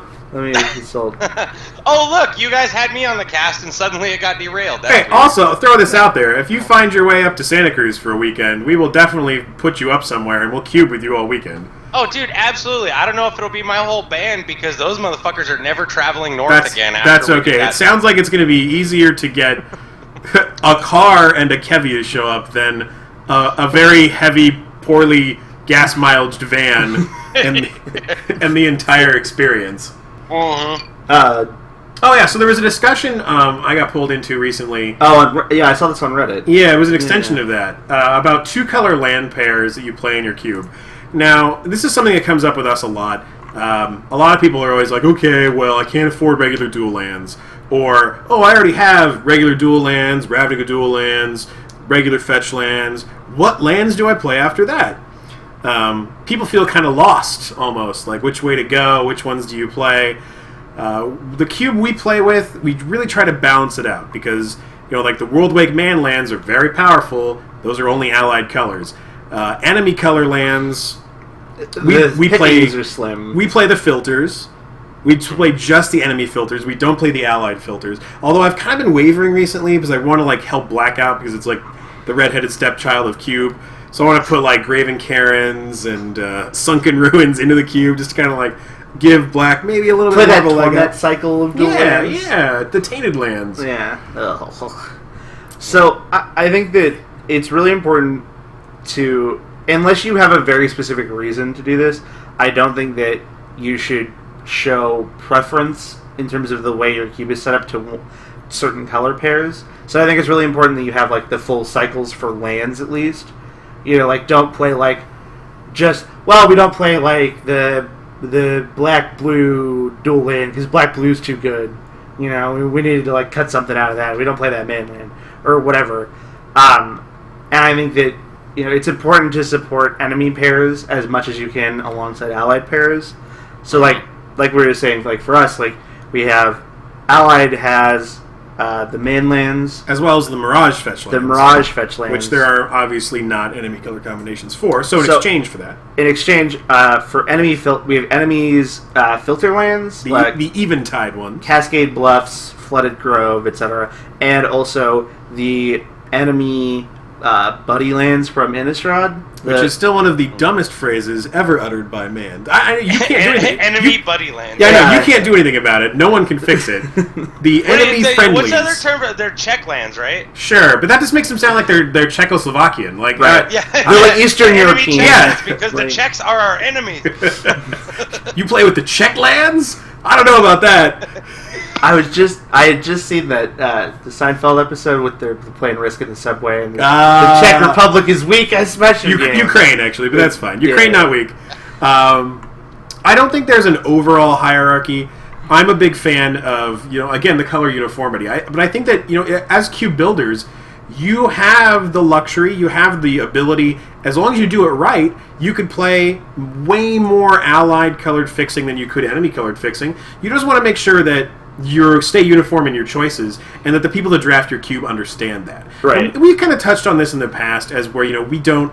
There's some people out there that run like certain bounce land combinations or certain mana fixing combinations. We've talked about that in brief before about like, well, blue-green really wants the bounce land, so play the blue-green one, right. but not like the red-white one because red-white doesn't want it. Or we've come really close to kind of breaking that mold and doing those things, but at the same time, you want people to be able to walk up, sit down, draft your cube with no prior knowledge, and not be completely thrown for a loop and have no idea what's going on. You don't want people looking for cards that aren't there because of some assumption they've made, like by seeing other things. Like, oh, well, I saw the red black mainland. Clearly, the other mainlands are in here or whatever. Like, right? And the thing about cube is that you break cycles all the time, and it feels contradictory to be like, well, you guys don't play Incendiary Command. But you play Primal Command, you play Profane Command, you play Cryptic Command. What's wrong with you? Yeah. And it's like, well, no, that's the language of Cube. The language of Cube is what the best cards in Magic are. You just aren't necessarily outright saying like, well, Fetid Heath. Who really wants that land? Yeah. That's come on. So you kind of get to skirt the line there. You get to break cycles all the time and play the good cards, but you also have to make sure that some of this just basic Magic knowledge makes sense. I wouldn't want to sit down at a cube, open up a pack with a Gruul Turf, and be like, okay, cool.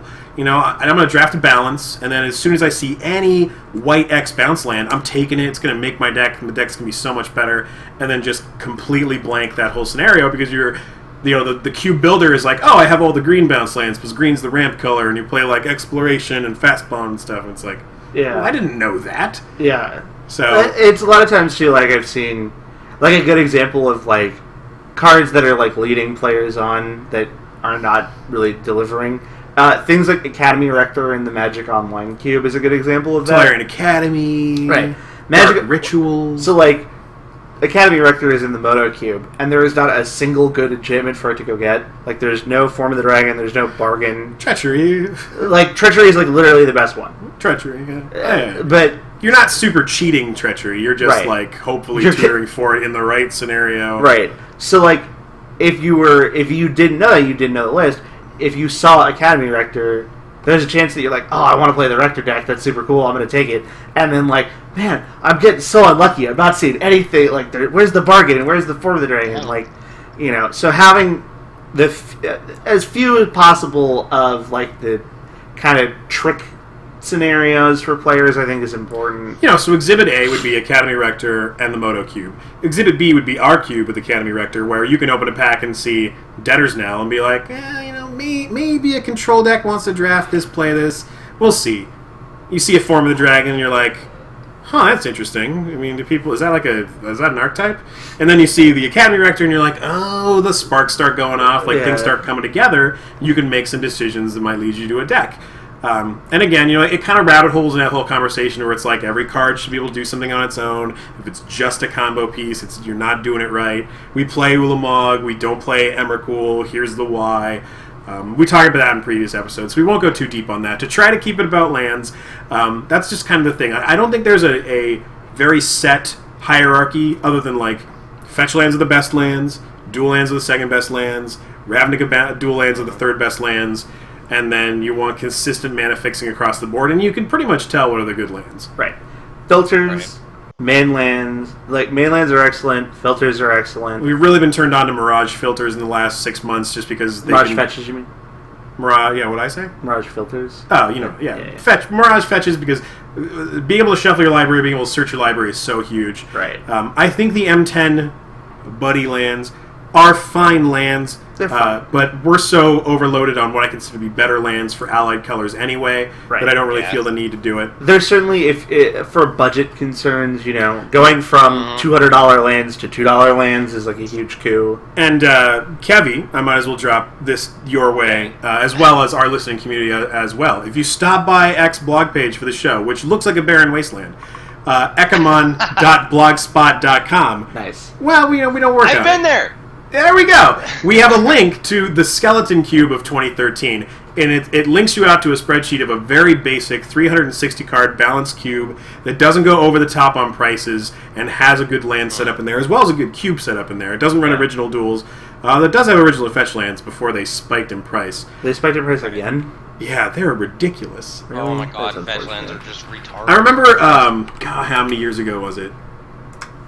I want to say it was 2000. It was probably right before Champions of Kamigawa. I remember I traded a guy... They should reprint these in the Commander decks. I traded a guy 12 Polluted Deltas for 12 Force of Wills. And over the years, that deal has gone better or worse for different parties. Long since parted ways, who knows? You start to get an ulcer, then you start to feel better about yourself, and Well, there was a long time there where, Polluted Delta, sat at, $25, and Force of Will was on this tirade of, 30, 40, 50, 70, 80, 50, 40, 50, 60. And you're like, whoa, it's okay. See, in the last 2 years, original fetches have, more than doubled in price. Yeah. Yeah, we actually did an entire show about the Skeleton Cube process. If you were to start building a cube from scratch tomorrow, the kind of things you'd want to be doing, the kind of things that would be helpful. We even priced the whole thing out at the time, which was shockingly expensive. I could not believe how ridiculous it was. It was high, but a lot of that was even still lands. I think. No, we priced the shit out of that thing because I priced every card. I priced it by section. I priced it by all kinds of stuff, and I also made sure that no card in it at the time had a full retail value of over $100. So if you were to just go to TCG Player and build the Skeleton Cube from scratch, it would cost you $2,800. But hey, you play Magic. You're already listening to this show. You're not going to do that. Yeah, no, I get that, definitely, but in a situation like mine, for instance, somebody that's getting into Cube, I personally I feel like this Cube is going to be the culmination of everything I do Magic wise. To spend that kind of money, you have people that can go out and they can spend hundreds of dollars at a time just to update their standard list. You have people that are on the side that they'll do, they'll get into speculation a lot to supplement that. But somebody like me, especially in paper, because I can really only play competitive Magic on Moto, because there's not really an arena to do it here, where I'm at. If you're I'm getting into Cube. My paper decks usually are, I'll get on and I'll buy this and that because I want to build this deck, but I have a very small amount of people that I play with. I don't ever really play constructed competitively, and so I don't have to worry as much about like, okay, I have to go out and buy these cards so that I can play this deck. So I end up with a lot of random shit and start, like I said earlier, I start putting that in my cube. When you're starting out putting a cube together, basically based off of the random shit that you have, like what, like, you know, you guys were talking about the lands. Of course, you know, I don't have a bunch of spare fetch lands and shit to put into my cube, just lying around not doing anything. Like what do you guys suggest from a newer cube player, a newer cube builder? Like, what do you guys suggest is the more important shit to put into your cube? Or, you know, is it just getting a decent land base together? Is it just balancing shit out? Is it putting a bunch of powerful cards together and then trying to balance it out after that? I think it's definitely an amalgamation of those things. I think that the most important, like, one-liner, like if you were to log line this whole thing, it's that you could draft the kitchen sink as long as it's balanced for everybody. I mean, we have played Magic with different cubes, different like personal sets, but as long as they're balanced. Like before we had the cube, like kind of the thing that we would carry around to events before cube was really a thing was we kept the box, like one of the long row boxes, 800,000 count boxes. Yeah, of all of our draft chaff common and uncommon foils, like unplayable cards. Like draft chaff foil. It depends. There were a bunch of Aether Vials in there. Well, I mean, but, you know. Whatever. Like, they were just, like, stuff that we couldn't immediately flip. Right. So it was just, like, the box of foils. They're all, like, warped to shit. And we would just, like, at events in between rounds, just crack that thing open, grab a pile, shuffle them together, and play. Like, not even that, it's just, like, you can play cards face down as lands or whatever. And, like, you know. We play Mental Magic out of it for the most part. Mental Magic, too. Yeah. You know. Right. But for the most part, it wasn't, I mean... Yes, it was fair and balanced because we played Mental Magic. Yeah. But I think that a better example here would be when we first started cubing. Because the cube was for probably like a month. Ironically, on this desk. Yeah. It was just a stack of cards. And the stack just kind of sat there and stared me in the face. We didn't even have There was one dirty night in July on this desk. But it was funny because I made a list. I had looked at previous lists and kind of like Frankenstein monstered what I wanted together. But the thing was, we couldn't do it all in one shot and have it be like worthwhile. So it started as just like a stack of stuff. And every day I'd be like, man, I really just want to play with these cards. I really just want to play with these cards. Why am I just staring at these cards? Oh, so dude, I understand that one so much. So what we had to do early on was we just had to kind of balance it out. Make sure there were, okay, well, at least there's 50 cards of every color. At least there's like 50 land. You know, like, they may not be the best lands. Right. It might be, like, the Champions of Kamigawa dual lands, which were atrocious. But at least we had the right numbers of everything. And then we would just start playing with it every day. And, I mean, it helps. We had, you know, we had roommates that played a lot of Magic, so we were able to kind of, like, really see what the worst crap was in there and just kind of get rid of it. Yeah. I mean, we still had kind of, like, an idyllic list where it was like, this is what we want. But we can't get that tomorrow. We're halfway there. Or a third, or 70%, whatever it was. We could still play with it and have fun with it every day, and we'd have a hell of a time going to like a Friday Night Magic or going anywhere to get cards, because our trade list would be fucking sweet. It would have all kinds of stuff on it. It's just such random it's just like... You need a 3 wishes from Mirage? I'm like, yes, I need a 3 wishes from Mirage. Do you have a 3 wishes from Mirage? I have all these things. Would you like any of these things? Would you like any of these things? All, like, just super random, just like... And a big part of me is sad that, like, that's kind of a one-off experience. I can't really do that again. Like, I thought about building, like, the Zombie Cube and, like, getting like, the all-beta 1994 Cube. But you can't just go to your local F&Ms and trade for those kind of cards.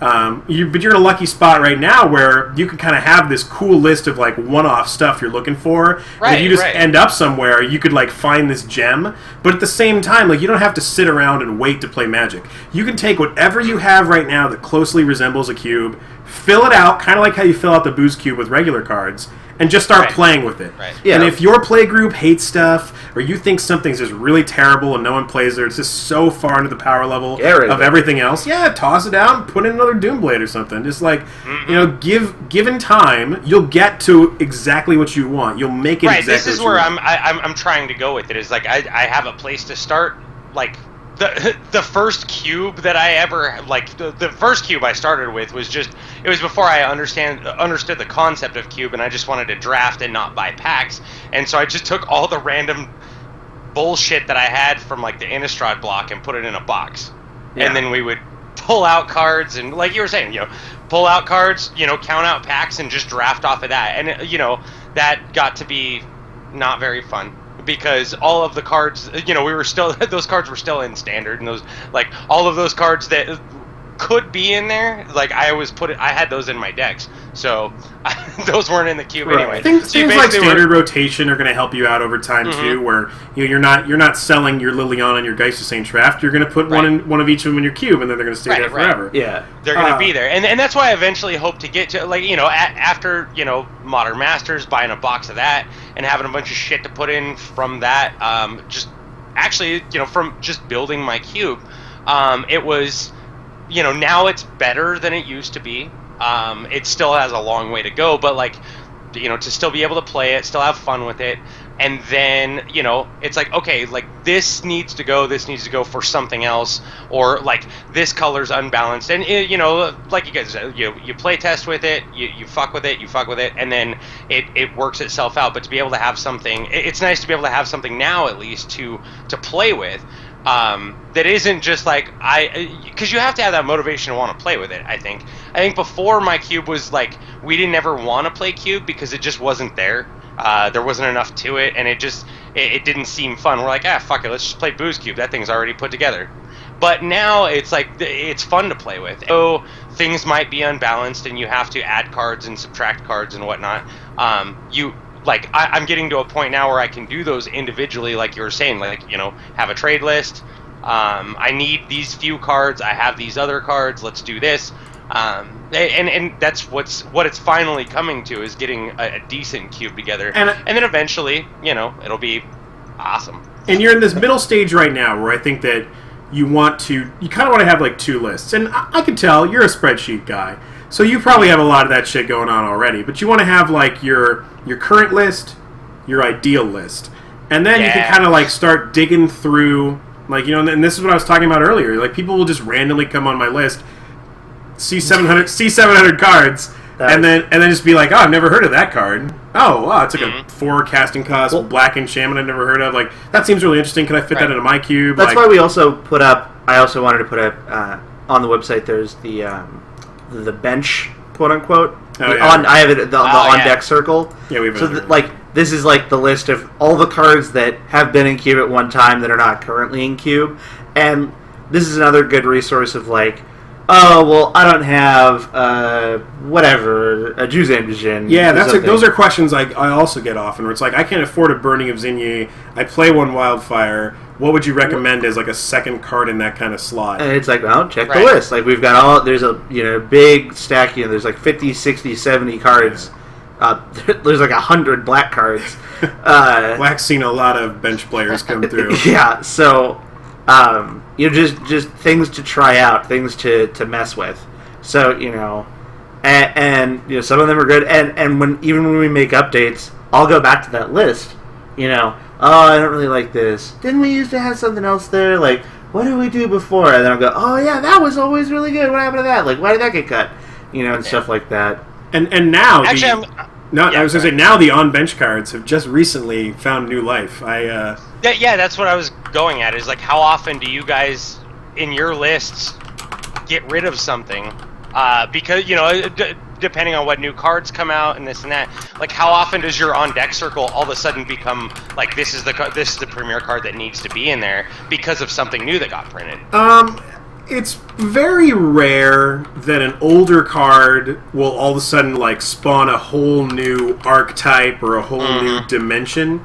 But there will definitely be times where we'll want to revamp a section of the cube or revamp a strategy of a color combination, and we'll be hey, we can go deeper on that. There are good cards for that color. A really good example of that is black in the last year. We've really taken that whole color and just revamped what it's done a couple of times. It's someone gutted your living room and just redecorated it a completely different style. 7 times. You could still sit in it and watch TV, but you might also have a bunch of black lights one week, and the next week it's 80s themed. You're how the hell a fish tank in there. You're wait a second. So, we're like, okay, let's add a bunch of land destruction. What is that going to look like? Well, we're going to want cards like Sinkhole. What are cards like Sinkhole?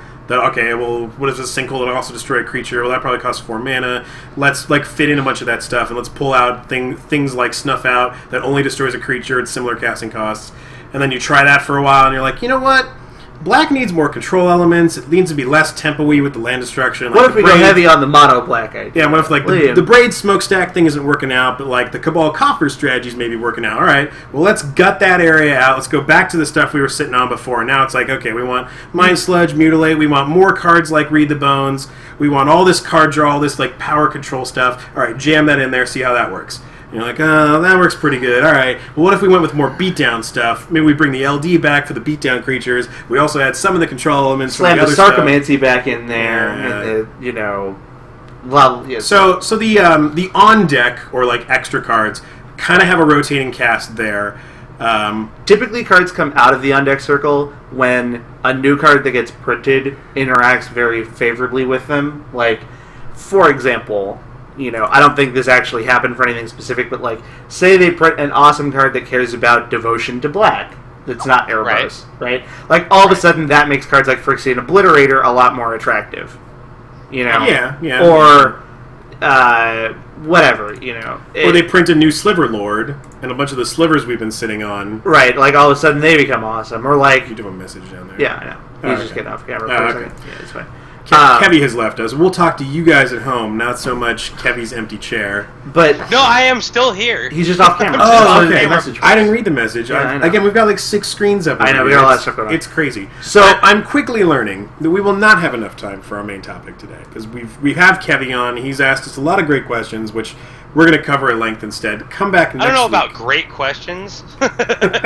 Questions have been raised. No, they're great questions. I think that's probably the first time I've ever been associated with. I think, as far as Cube is concerned, that I really strive on this show to stay broad, to stay informative, and not be so narrow that it's like just talking about our cube and super competitive power cube drafters that want to like combo off and kill each other. We want to be able to have information for everybody and be a useful resource. And I really miss those days where we were playing with the sweet ones like Ragnar and Angus McKenzie in Cube and Gwendolyn DeCourcy. I still miss the Gwendolyn DeCourcy. Gwendolyn DeCourcy was really good. I want to bring that bitch back. All those cards have gone through the roof. Of course. If you want to go to MTG stocks, everything goes through the roof. If you go to MTG stocks, look at Angus McKenzie because that card will blow your mind. Angus McKenzie. That does not sound like a Magic card. It's from Legends. Go figure. Well, that's how you know. All right, Angus McKenzie, show me what you're working with. Oh my goodness! Tell me what you're working with. Oh my goodness! It's not like that card is seeing any more play than it was before. It went from $30, which is already a ton, to like $80. Yes, in the span of like 3 months. It cleared all. Somebody like speculated on these bad boys at the release of Gatecrash. All 5 of them. Yeah. Well, the thing about cards from Legends is that they're not going to be reprinted. And, they're gold cards, and they do special things, hopefully. Right. I mean, the one thing about all the, like, weird Legends is that all of their abilities are, like, they're never going to put any of these on cards again. You should gather her. Can you gather in this review? Sorry. We're actually doing a very little... Holy crap, I just realized how behind the Twitch feed is from us. Oh yeah, it's real behind. You're back in your chair and they can't. Whoop. There we go. Sorry. Yeah, it's the fog guy, yes. Yeah. Now if we bring up the card, we lose Kevin. I know. That's okay. So... not that anyone can even read the text on this card on the... Well, if we're going to lose Kevy, we should definitely bring up Gwendolyn DeCourcy. Yeah, we'll talk about... What was it? I actually want to know how much she's at nowadays. Because there were some cards that I used to just like pick up all the time to flip because I thought they were undervalued. Like the one, Gwendolyn DeCourcy was in that list. McKenzie, man, I'm buying that card. I didn't even get to see what it does, but I'm buying that card. Wait till you see Gwendolyn DeCourcy, dude. This card's right up your alley. But I want the Angus Young card. Like, I want to have that altered as Angus Young, man. How much is Gwendolyn DeCourcy right now? I know, right? I know. So, anyway. Oh, are you serious? My God, All right, I like Gwendolyn too. Yeah, she's a good one. She doesn't I know, spike. she should spike just like the rest of them. I Wowzer. guess not. You got a 3/5 for 4 that's like tap for random discard. Yeah. Pretty Just good. tear apart their hand. Like if you got like any sort of untap effect, just tear their hand apart. Yeah. Don't get me wrong, I like it. I like it. This has been the constant like threat of this coming back. Right, was our 3-color or more section. I mean, that was something we should have touched on during the Commander talk. Was that our 3-color or more section in our cube is pretty off balance right now. It's just whatever we want. It could really just be like the Bant plus Esper plus Grixis and maybe a Naya card section. I don't even think there's a Naya card right now. And there's no Naya charm. No. We really have no Naya card. I mean, the problem Honkai is Overlord is technically the problem is just like certain color combinations. There are like 4 cards in the history of Magic. Like any of the not the shards but the wedges or whatever. There's like literal 4 cards. And it doesn't help that this upcoming Commander release is about shards again, not and wedges. Yeah. All right. Yeah, it's like Esper. We got Bant. We got Jund. We got Grixis. We got Esper. We got Bant. We got Jund. We got Rug. 1 rug. Grixis, 5-color Esper. Yeah. So there's no Naya and none of the other weapons. No Oros, none of that stuff. Dega. Bug. Oh, we got into this long fucking argument last night. Like, well, again, while we were drinking, playing fucking Booze Cube about like the enemy color wedges and where they came from and like why nobody uses those anymore. Everybody, the nomenclature, the preferred nomenclature, I believe, is from the Invasion or Apocalypse. Apocalypse, yeah, it's like Apocalypse, the Dega, Anna. I forget the Oh other. yeah, I'll give you that. That's kind of like the first instance Dega, of like a name Senna, tied to those. Yeah, Anna, like, yeah. But I think what it is, like, Dega's the one that came back because it's the only one that doesn't have some other, like, it's not Rug, Bug, or USA or something like that. Nobody had shit for Red, White, Black, so they just started calling it Dega again. Yeah, it was like, and it's a function of cards not really getting printed very commonly in these color combinations. Yeah, it's interesting. But people are using these color combinations in decks all the time. Yeah, I really I've been kind of emboldened recently, but then laziness kicks in. That it's like we should kind of put together like an urban dictionary of like Magic verbiage. Because there's all these people, that, like especially people that play Magic, that you think you can like say these things at them and they're going to get it. It's like I'll go home to my wife and be like, "Man, this guy was playing this Doran deck. It was ridiculous mid range, and I lost to it in 3. What can I say? He rolled me." I mean, even some stuff. If she were to read the TSG dictionary of Magic slang, well, then my she'd know point what the was Magic about. to English conversion. My point was that Magic players don't even necessarily share the same language. Right. Like you can't go around like people today have heard the word Mise. Right, I was about to say that. I literally was like, that's the one I still am stuck on. Okay, clarify this for me. okay, so Mise, we'll do the full shortened from It's the Exter's dictionary. from Mise Well, which is shortened from Might as Well, which is like you might as well top deck, which eventually got shortened down to like Mising is like top decking the perfect card at the right time or getting extremely lucky. And the word Mise is used from the person who's actually being mised on. Right. Yes. So it's kind of been like, oh blah blah. I made top 8. I'm the only one with 30 points in top 8, but I got there because I have the best breakers. It's like Mise, like you got lucky. Like might as well. But like I've said that at events before because that word has been in the language. It was on an unglued card. I hear it all the fucking time. Literally printed it on an unhinged card. And like, I've been saying it for like 10, 15 years. At one point, it was the Magic slang term. It was right. It was like that was the big one. So like, I said that to someone at an event. I'm like, oh yeah, Mise. I think it was like to Casey. Casey is like one of the guys at our shop, and he's like 14. Oh man. So like that word is older than Casey is, and I was like, yeah, Mise, and he just kind of like. Gave me this weird look, and his head goes askew, and I was like, "Oh, they roll back." Yeah. So with that, I've heard the term like the miser's copy of this card, like just a one of. It's the single like things you just get lucky. You got it. You got it. Yeah. Yeah. So I keep thinking like We just need to like open up an open source page, like Wikipedia style. Just convert. That people could start to like add in, and we'll start real basic. Just like we'll put in the 10 guilds, we'll put in like the color combinations. Like people on Reddit, like every month have to make like a new like what all the color combinations mean. Somebody always like makes no, like an in gallery of all we of set them. that up as like a some sort of just urban dictionary, but just for magic. Exactly. What's a barn? Yeah, like what all these things mean. What's a barn? Like, all the like. What's a PTR? What's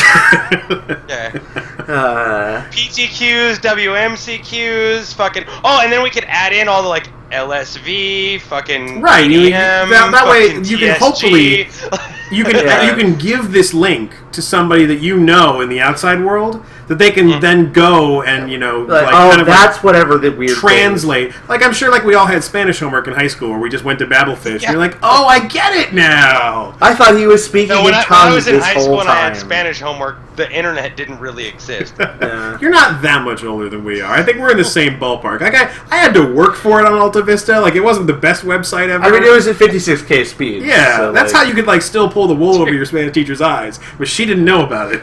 Right. Fair enough. So we've only got about 5-10 minutes left before the internet kicks us off forever. We've used up the last of our AOL free hours this month. So I've got some more CDs around here somewhere. I'll we just have to start go dumping them into the computer. They don't work anymore because they've all been used as coasters. Yeah. But Kevy, since you've been so gracious to grace us with your presence, and most of the chat at this point on our off-hour, off-day are just here to see and hear you, is there anything that you would like to audibly plug or tell anyone that you're working at home about? Shit. No, I don't like any of these people on the chat. I'm kidding. I'll give a plug to my podcast, Heavy Meta. You can go to that on manadeprive.com. KYT has been gracious enough to let us continue to do all the bullshit that we do every week. If you are, of the faint of heart, you probably shouldn't listen. But, it's... we, as TSG has said, like, we bring heart to this game. We may not be very intelligent. We may not know the things that a lot of you know. But we will just say shit left and right just because it sounds like a good idea. I don't know. I feel like Maddie is going real deep on, like, the serious, like, finance, like, serious, like, strategy talk recently. He is really... He's really good at that. Like what Maddie does for a living. Like Maddie does graphic design for a living, so he gets to be at home on his computer all day, and like while he's doing his job and making money doing it, and supporting his family, he's also able to have another window open over here, which is just like MTG Goldfish or like some site similar that like he's just keeping track of what's going on with these cards and what's happening, and like he's really good with that. And then like when it all comes and then Ferret works for a fucking one of the bot chains, and so when we all get together and start casting, you've got somebody who knows Moto Finance from the inside. You've got somebody that knows Magic Finance, period. And the best Magic player in Ridgecrest, California. And then you've got just not even close to the best Magic player in Ridgecrest, California. You just got some dude that like likes to get drunk and loves this game and loves to talk about Magic. And things get weird. If in the Frankenstein of heavy meta, I would definitely say that Ferret is unfortunately the brain. You are the heart, and Kev and Maddie is all the limbs. The wild card. Exactly, like Maddie controls us. Yeah. It's brains, muscle, wild card. That's the the power trio. Well, we obviously know who Kevy is. Wild card bitches. Obviously. I cut the brake lines. Wild card bitches. Yeah, wild card bitches. Yeah, that happens like every single episode. Yeah, if for our listeners at home or in the car or on the train or wherever you are, if you in a plane, on a boat. If you enjoy turning your headphones down and listening to three guys who are really interested in Magic, again, I'll plug it one more time. Heavy Meta on Mana Deprived. Give those guys a listen. They speak more and more about standard Magic in a more and more strangely educated way. It feels like every week. So. It's strangely educated because occasionally we have you come on and educate us. Dropping knowledge Yeah, bombs. when you guys get through your backlog of special guests, give me another shout out because I've got some I've got some doozies that I haven't had a good outlet for recently, especially with this whole like MTG cast, future of podcasts going everywhere kind of scenario. It seems like we might have to have you on not this coming week, but like the following week. Like that might be a good idea to have you get back on again. This coming week we have some sort of member of the Wizards crew. Helene Bourgeot, my sir. We all know. It's not like anyone doesn't know.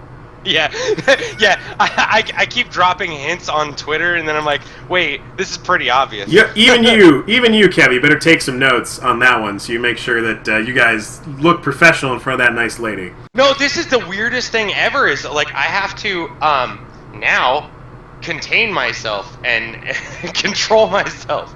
Like it's it's really awkward. Like us, like you know our style. We just do what we want to and say what we want to, and if it gets a little bit weird, then we'll just cut it out and no big deal. But now, like we had to go through like I need a list of topics and questions that I have to submit to the PR team. And I'm gonna apologize for you guys on that one because it's my fault that you have to do that these days. Yes. Thank you, TSJ. I might have cornered the brand manager once and made him really mad, and now he doesn't like me anymore. And the PR department doesn't really like it when the rare elephants are let out into the open and the randoms talk to them. Yeah. So I apologize for that. I think we'll be all right. Like I sent her a list of topics and questions that who knows if we'll actually follow those or not. But that's what she gets to submit. You always get one shot, and then if you fuck up that one shot, you don't get another shot. So you always get the one shot. I did promise her I will keep my pants on. Helene, from what I know of her personally, like she's down. She doesn't give a shit. She's down to hang out, have a good time. I think the thing you'll learn about more of the Wizards of the Coast employees when you get to know them is that 99% of them are human beings you'd go get a drink with, you'd hang out with, you'd be 100% able to shoot the shit with. The problem is that they all have to work for this company that's family-oriented, that answers to a lot of other people, and they all are afraid of somebody. And they even don't want to tell you who that person is. It's this weird... I mean, like, when you guys had Erin Campbell on, and she told you about the hoops she had to jump through, and how, like, people don't want to, like, name names, it's all hush-hush. That stuff is real. And I've met some of these people... And they're nice to your face, but then they don't call you back, and you're done with them. They don't. So, again, Helene and I have not actually had the pleasure... Either we're going to fucking catapult ourselves into the upper echelons of, like, people that can actually still have Wizards employees on their podcast, or we're going to become the martyr for the community, and I'm going to take my pants off and catch something on fire with a Wizards employee on our cast. Well... Tune in and find out. There you go. I think that Batman hanging over the pit of acid lead-in is the best you could do for your upcoming show this Wednesday. We might as well... we don't really do shout-outs. We mostly just kind of send off our show. I don't really know what you'd call it. I don't know what you would do here. Our schedule's getting... You know what you guys should do is just stand up and yell, "Go fuck yourself, Santa Cruz." We like it here. We'd like you to come up here. When we get off the show, we'll figure out how a way to get Kevy and maybe his family up. We have an amusement park here. The wife and kids or whatever can go hang out for a while. Yeah, we might just have to do that. Like, get the wives together. Yeah, let them have a good time so that we can just get wrecked. And I'm telling you, man. If I lived in what sounds like the prison that is Richcrest, California, I would find a weekend to come play cards. Because that sounds like you need it pretty badly. Especially, it's like you live in this weird world where you like cast about it every week, like on the regular, but you can't ever like let that lion out and have fun. Exactly. And then when I do show up to like Grand Prix, I drink too much and I can't actually make it to the tournament. Well, if I do make it to the tournament, I have to scrub out because I have to go back and take a nap. That's a different problem. It's terrible. Yeah. So thanks everyone for tuning in on the live side this week. Again, our times are really off right now. My schedule's been really off. I've been sick. I don't know really under what circumstances we'll be able to get back to a regular schedule, but we do want to get to weekly. We've really got to push to get back to a regular status because we've got so much to do and we want to do so much more. So thank you again for tuning in. We are not Thank too you guys proud. for having me on. No, Oh, no no. problem. I mean, Anytime. the Kevy signal went I out wouldn't during say the that. We aren't too proud to beg, so if you like what you see here and you'd like us to do a little bit more than X poorly dimly lit room and a small picture of Kevy Metal, then you can donate to In us my at the garage. bottom of the stream here, or if you're listening to it after the fact, just head to ecomon.blogspot.com, click on the donate button. We'll get a second sound card put in this computer real soon so we can do some more work, and if all goes according to plan, we'll be able to bring you a whole lot more. It's totally fine. Budget permitting. Anyway, you can follow me on Twitter at Tristan Gregson every day of the week, assuming the bots have not taken over my account. And we shall have good times. You can follow my co-host, Kyle Eck, at Young Mecca. He takes care of all the dirty work. And make sure you can email us every week at draftcube@gmail.com. Send us your pick scenarios, your questions, your concerns, and all of your dick pics. We get all the mail, don't worry. The Cube Tutor list is It's also gonna be updated awesome. Now I have somewhere to send all my dick pics. The Cube Tutor list is also updated with the Theros update. So That email actually also auto-forwards to Helene, just to let you know. So, Fair enough. so yeah, check out Cube Tutor. Our cube is in the top 3 cubes that have been drafted on Cube Tutor. We're starting to see a lot of redundancy in the names of the people who've been drafting it, so our numbers are starting to be skewed by the real diehards. So they are starting to have a lot of control over what the What overall is pick good and order what's of the not cube. yet. So Hey, I'm telling you, the diehards are the ones that do it. Our should- fan you should club, just- there's only like fucking 12 of them, but god damn it, they make us look good. well, we don't have like a SVG or anything. I don't really know what we're gonna do. I mean, we have people that may or may not like us, and then But they. you still have the diehards that do it, and that's what really matters. You don't have to name them. yeah. Anyway, so check out CubeTutor.com. All of that information can be found on ecomon.blogspot.com, where you can find all of our resources in glowing gray and brown glory.